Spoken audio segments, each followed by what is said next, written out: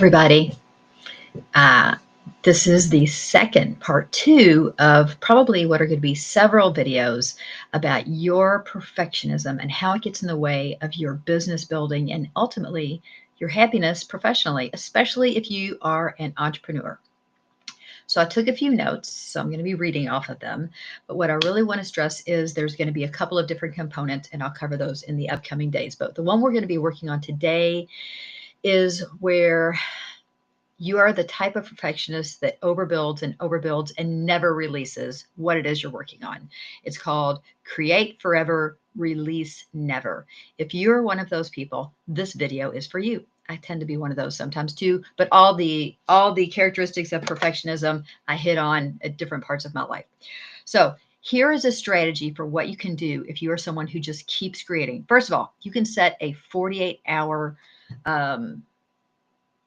deadline for yourself. Tell people that you're going to be doing this. Tell people on Facebook, hey, 2 days from now, I'm going to be doing this video or releasing this product or releasing this service or promoting this idea. Whatever it is, put a deadline on it and make it public. Tell your friends, tell your family, tell people that you're going to be doing this. So you hold yourself to a commitment. Because if you're a professional, you want those commitments because you don't want to be considered to be the person who doesn't stand by what they say and don't have integrity.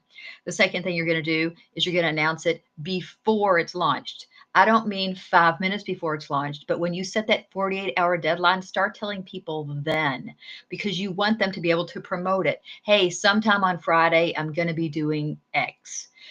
This creates accountability.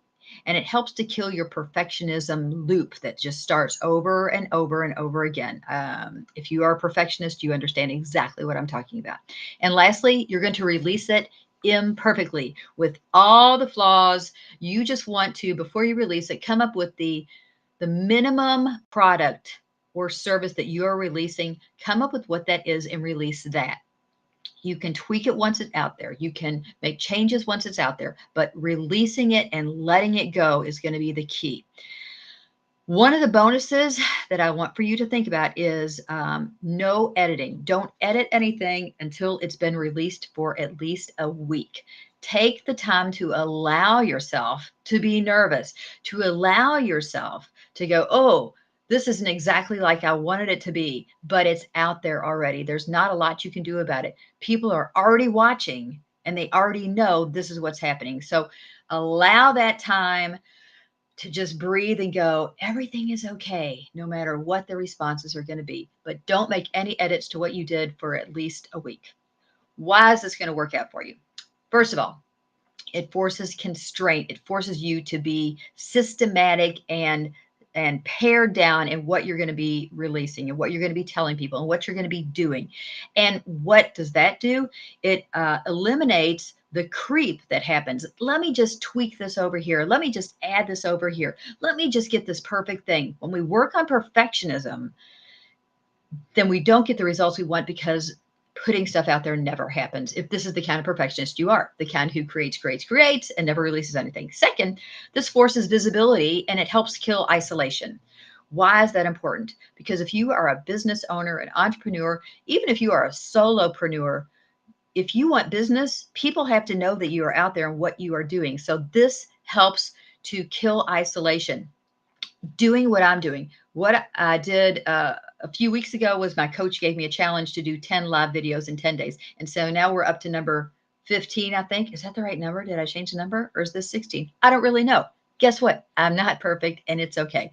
Thirdly, it forces action. For those of my people who are watching out here who are in recovery, action is a huge key to change that is long lasting and sustainable. If you just talk, and don't take any action, nothing is going to change.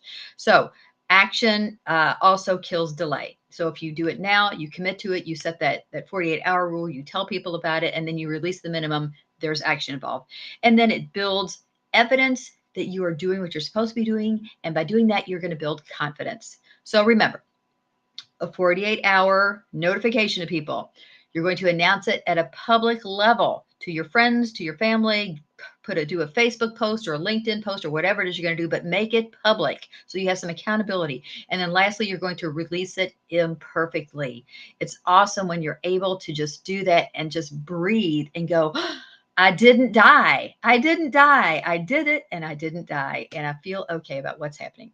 So thank you so much. The next video we're going to be watching is going to be on perfectionism again. I'm not exactly sure which topic I'm going to pick, but I have 4 or 5 to pick from. So thank you for enjoying, or not enjoying. Thank you for letting me tell you about perfectionism, and hopefully you got something out of it. Please take my expert integrity quiz, which is on my LinkedIn bio. Up at the top, there's a little button to take the quiz. It doesn't cost anything. And you can see if you are walking in alignment with what your integrity is and where your values are. Thank you so much. Have a great day.